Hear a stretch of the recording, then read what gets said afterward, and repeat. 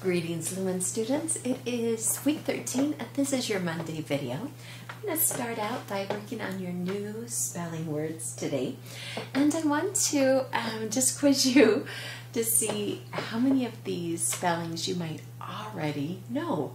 So I want you to get out, we have 1, 2, 3, 4, 5, 6, 7, 8, 9, 10, 11, 12, 13, 14, 15, 16, 17, 18, 19, 20.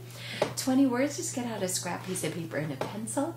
I'm going to be showing you some pictures and I'm going to ask you how you would spell each of these words.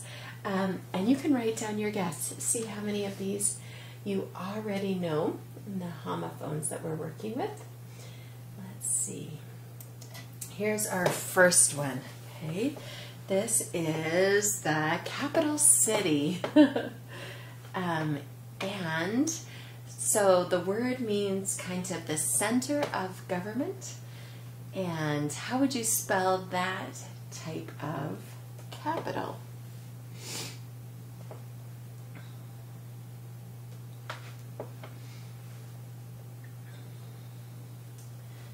Our next picture is the Capitol building, and this is this type of capital refers actually to the building itself where government actions take place. How do you spell that kind of capital? This is a tricky one. This is one I didn't know until I started to prepare these spelling words for you. So we'll work on that one. It's a little bit easier one, maybe. This is a desert. How do you spell the word desert?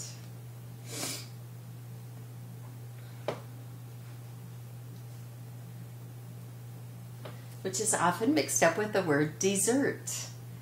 How do you spell the word dessert? How is it different?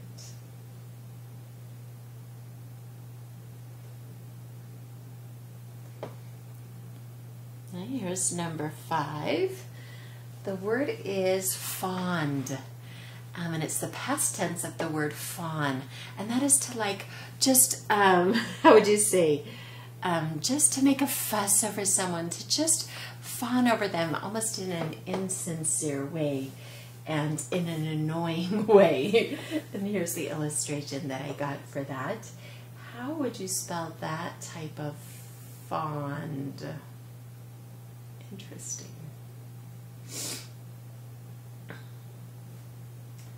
And then number 6 is to be fond of someone, to have really sincere feelings of love and caring and concern, to be fond of someone. How do you spell that kind of fond?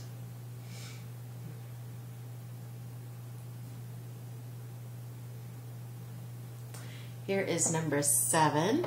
And the word is groan. How do you spell groan?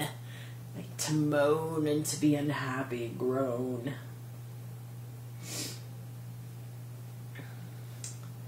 Versus the next word, which is grown, meaning to have grown, to have gotten taller, to have gotten older, to have grown.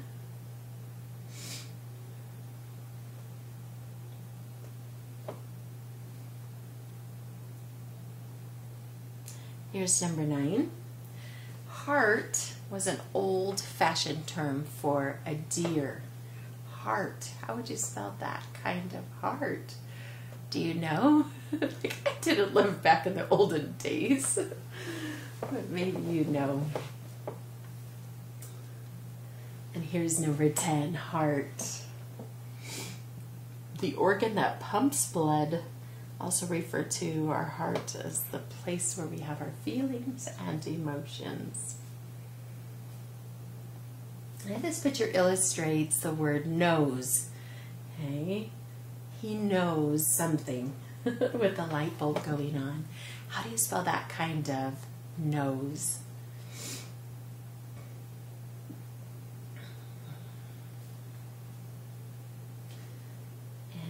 The homophone that goes with that is nose. How do you spell that type of nose?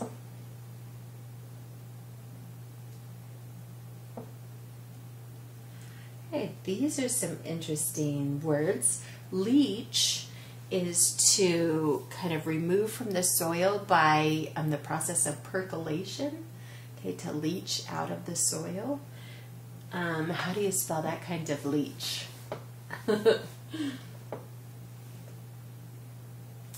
Versus this kind of leech. Oh, gross. A blood-sucking worm. Yucky. Okay. This illustrates the word mall. How do you spell the word mall? As a large open area and place to shop.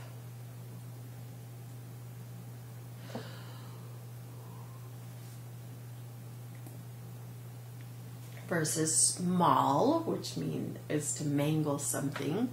Cole was mauled by a bear in one of the books that you had an option of reading, Touching Spirit Bear. Maul. How do you spell that kind of maul?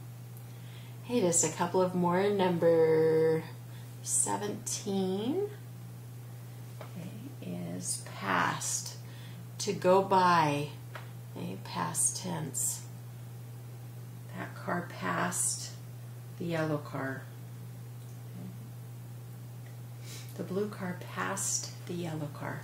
How do you spell the past tense of the word pass?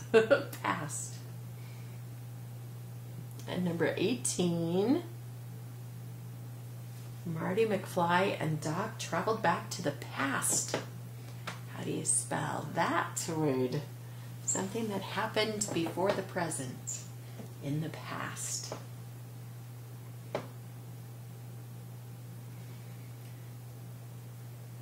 So this illustrates rap, type of music. Also, this is a rap. Right? A knock. How do you spell that kind of rap? And our final one, number 20, is wrap, meaning to cover something. How do you spell that kind of wrap? All right, we're going to just correct this little quiz really quick, and let's see how you did. Okay, when we're referring to the center of where government happens, it's called Capitol. Okay, Capitol with an A, but the building itself is an O. Maybe you can remember that because, like most capitals, have a dome, kind of a round dome on the top, and you can remember that from the O. Capitol is the building itself. Capitol is like the city or the center where government is located. Okay. Desert is first. Okay, the dry, sandy place, followed by dessert. Okay, dessert has two S's. Maybe you can picture like that S being a little loop of whipped cream or ice cream, you know, that comes out of the machine. And you want lots of that. Lots of the ice cream in the shape of an S. Lots of the whipped cream. Put lots of that on there. Okay, that is dessert. Fawn, to like make a big deal over someone, to fawn over them in an insincere way, is spelled F-A-W-N-E-D. That's kind of interesting because it's like reminds, well, it is the word for a baby deer, right? If we did take off the ED, so a baby deer, a fawn, is kind of sadly associated with this insincere affection and praise, hanging off someone, fawning over them. Okay, picture this baby deer like leaning on someone's shoulder, just fawning on them. Or fond, F-O-N-D, is to be sincerely to care about someone. Okay, that was the picture of the mom and the little boy hugging. To groan, okay, is G-R-O-A-N. And grown, to get taller, is G-R-O-W-N. The deer heart is spelled H-A-R-T, and the regular heart is H-E-A-R-T. To know something, the light bulb, K-N-O-W-S, and nose, N-O-S-E. To leach out of the soil is spelled with an A, and the leech, the blood-sucking worm, is with an E, L-E-E-C-H. Mall, so that would be number 15, M-A-L-L. That's just where we go shopping. And to maul, what was the definition? To attack something, to mangle something, is M-A-U-L, maul. Past, the past tense of the word pass is P-A-S-S-E-D, and past, P-A-S-T. Okay, both of these were past tense forms, so you know they would need the E-D on it. 19 was wrap, R-A-P, and 20 was wrap, W-R-A-P. So each of these words is found in your content area for today, and you can take a look at those, study them for the week. You did awesome. Today, actually, in our language arts and our action item is a review week. And we're going to start off our review by reading a Christmas story, and then we're going to try to identify some of the parts of speech that we have learned in sentences in this story. So let's take a look.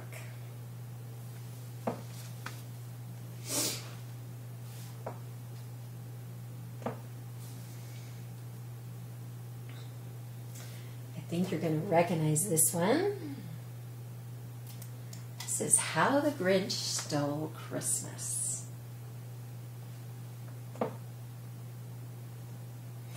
Every Who down in Whoville liked Christmas a lot.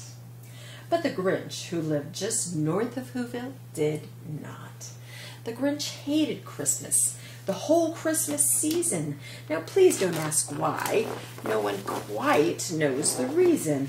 It could be his head wasn't screwed on just right. It could be perhaps that his shoes were too tight. But I think the most likely reason of all may have been that his heart was 2 sizes too small. But whatever the reason, his heart or his shoes, he stood there on Christmas Eve hating the Whos, staring down from his cave with a sour, grinchy frown at the warm lighted windows below in their town. For you knew every Who down in Whoville beneath was busy now, hanging a mistletoe wreath.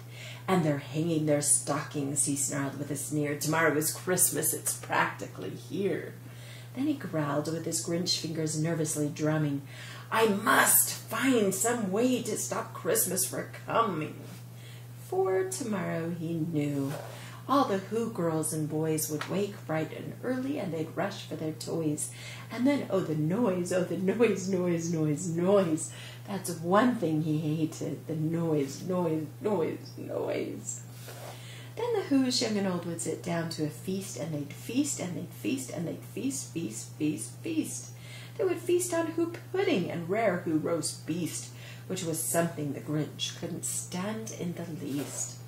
And then they'd do something he liked least of all. Every Who down in Whoville, the tall and the small, would stand close together with Christmas bells ringing. They'd stand hand in hand, and the Whos would start singing. They'd sing, and they'd sing, and they'd sing, sing, sing, sing, and the more the Grinch thought of this Who Christmas thing, the more the Grinch thought, I must stop this whole thing.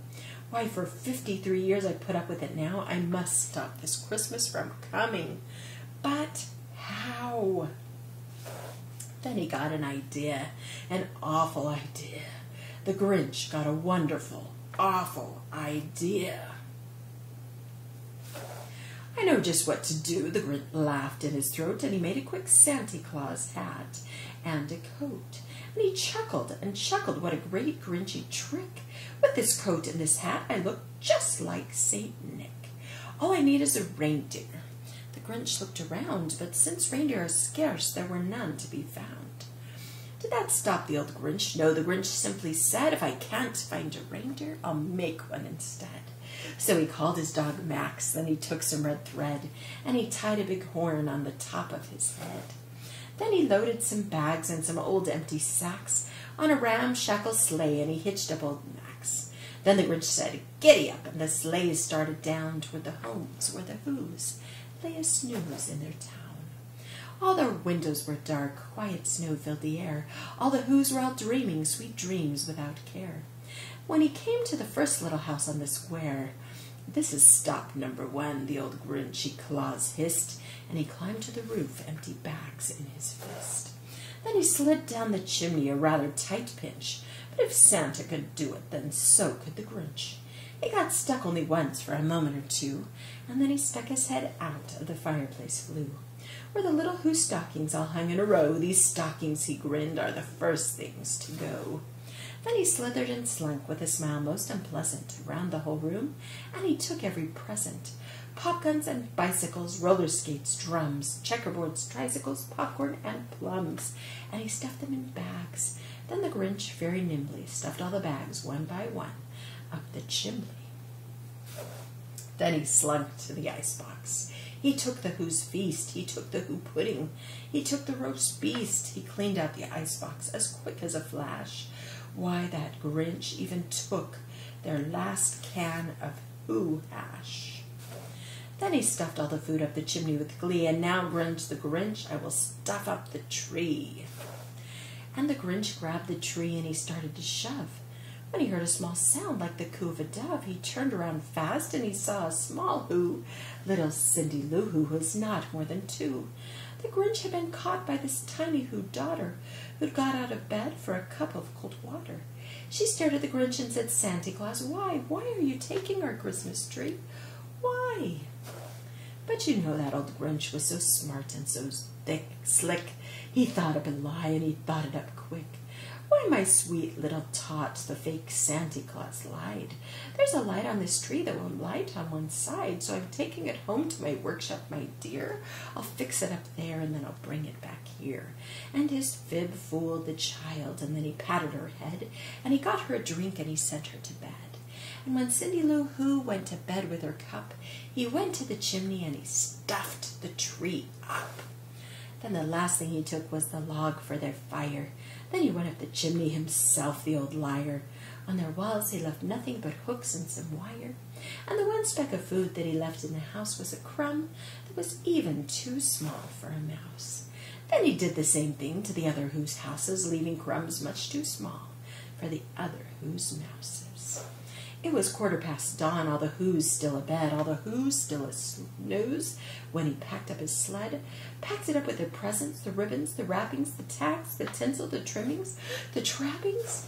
3,000 feet up the side of Mount Crumpet, he rode with his load to the tip-top to dump it. Pooh-pooh to the Who's, he was grinchiously humming. They'll find out now that no Christmas is coming. They're just waking up. I know just what they'll do. Their mouths will hang open a minute or two. Then all the Who's down at Whoville will all cry, "Boo-hoo!" "That's a noise," grinned the Grinch, "that I simply must hear." So he paused, and the Grinch put his hand to his ear, and he did hear a sound rising over the snow. It started in low, and then it started to grow. But the sound wasn't sad. Why, the sound sounded merry. It couldn't be so, but it was merry, very. He stared down at Whoville. The Grinch popped his eyes, then he shook, and what he saw was a shocking surprise. Every Who down in Whoville, the tall and the small, was singing, without any presents at all. He hadn't stopped Christmas room coming. It came. Somehow or other, it came just the same. And the Grinch, with his Grinch feet ice cold in the snow, stood puzzling and puzzling. How could it be so? It came without ribbons. It came without tags. It came without packages, boxes, or bags. And he puzzled 3 hours till his puzzler was sore.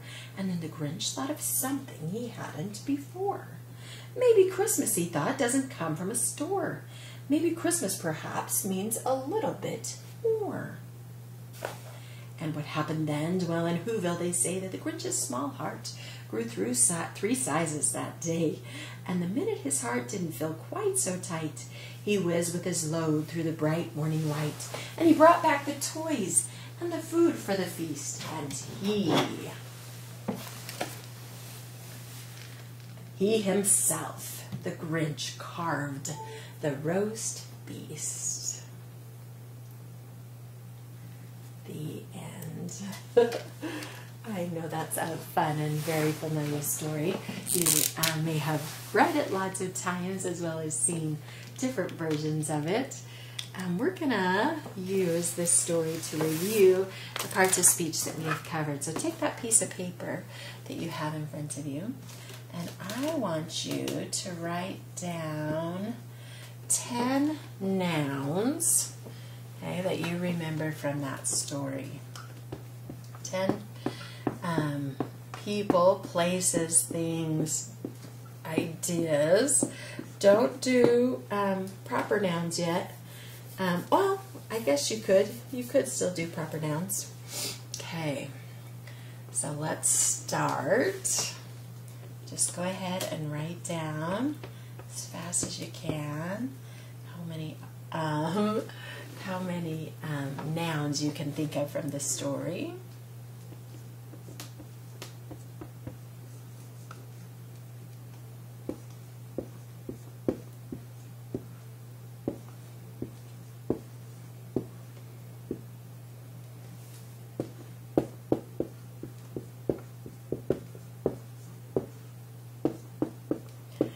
Share with you some of mine. I've got Grinch, sleigh, boxes, bags, stockings, tree, reindeer,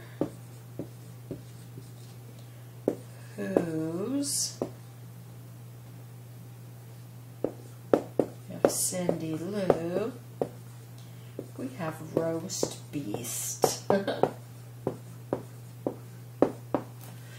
I'm sure you could think of lots more nouns, pop guns, what else, tags, lights, his Santa Claus hat and a coat.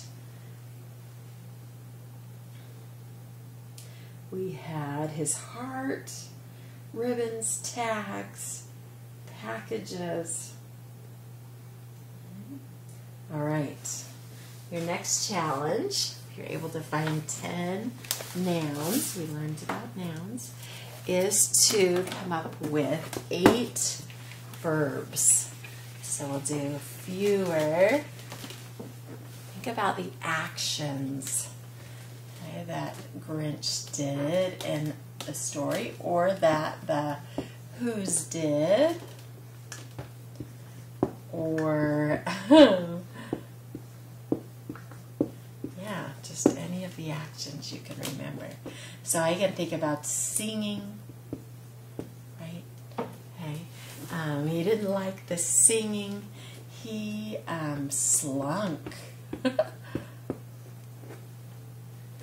He rode down the hill. What are some other verbs that you can remember? Stuffed.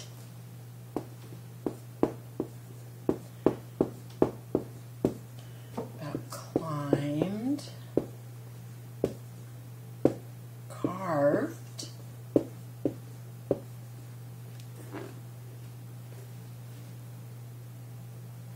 puzzling. Do you remember that one? And what was another one? Singing, slunk, rode, stuffed, climbed, carved, puzzling. He had made his own coat. There's lots more, I think, you can maybe remember. The verbs, the actions. Okay. We've got cry. The Who's are going to cry. Okay. We've got he was leaving, crumbs too small. He left the house. He went up the chimney. Okay. Thought up a lie. Fix. He's going to fix up the tree. He grinned. He cleaned out the icebox. He slithered and slunk. He stuffed. He slid. We've got lots of verbs. Hitched up old Max. Okay, all right. We've got the Who's feasting, rushing for their toys, hating, ooh, living, lots of good verbs. Okay, you ready for something even more challenging? This time we're going to try to do 6 adjectives. Remember, adjectives are words that describe nouns. What adjectives are used to describe the Grinch? Can you remember? Okay, he was, I'm trying to think.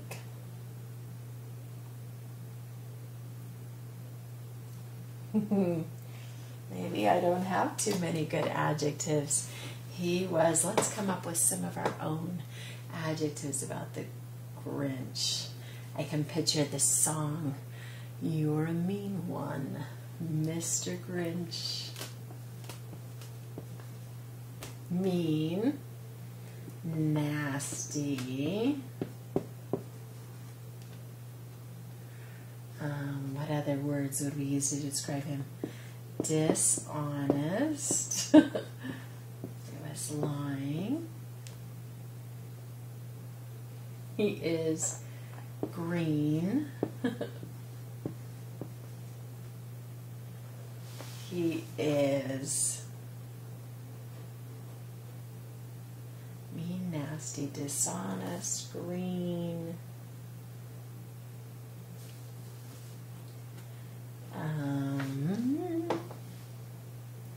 Cruel.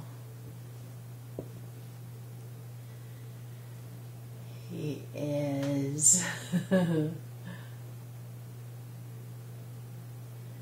then he changes. So how could we describe him after the change?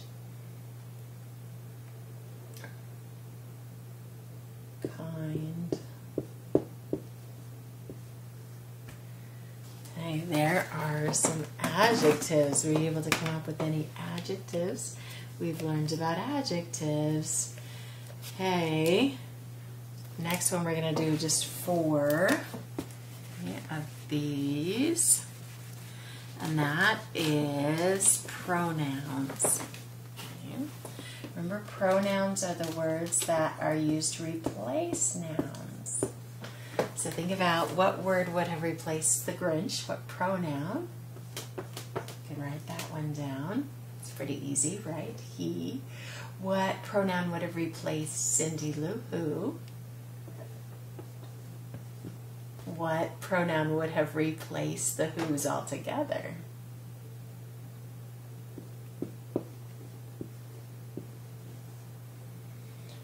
Okay, what pronoun would have replaced Christmas? So we've got he, she, they, or it. You would, you could have done also her, right? Or him, and they or them. So all of those are right for our pronouns. You're good at recognizing your pronouns. Okay, let's take a look at, finally, see if you can think of 2 prepositional phrases, okay, that describe the relationship where maybe the Grinch is located.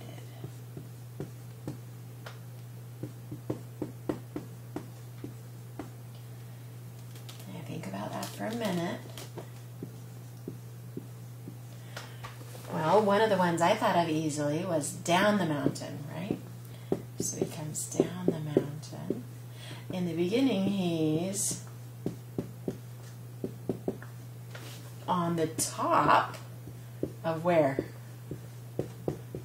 On the top of Mount Crumpet. There's a prepositional phrase, right? What else? He slunk to the icebox.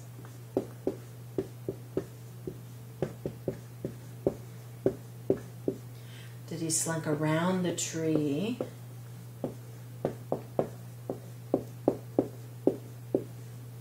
Up the chimney?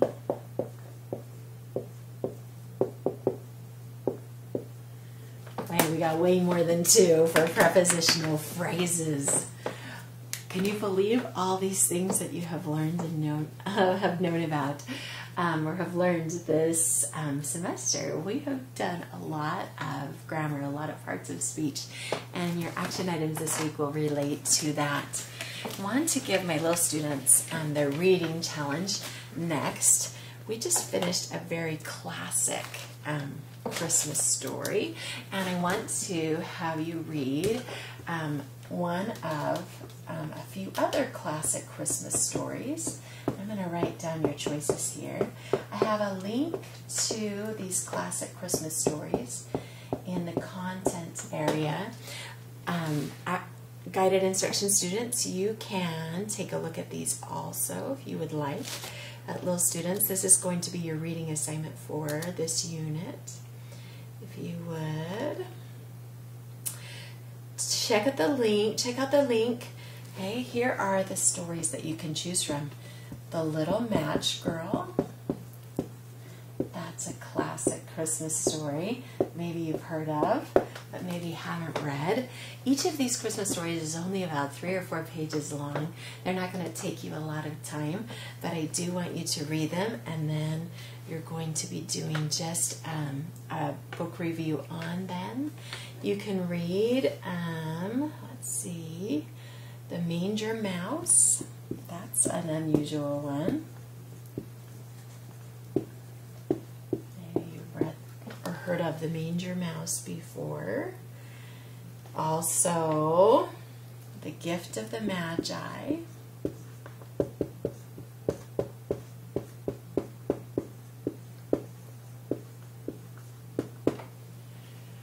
The Legend of the Christmas Tree.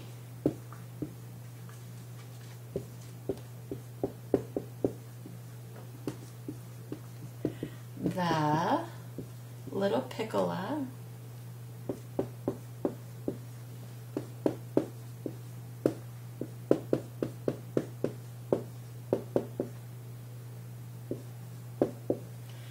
And The Three Kings.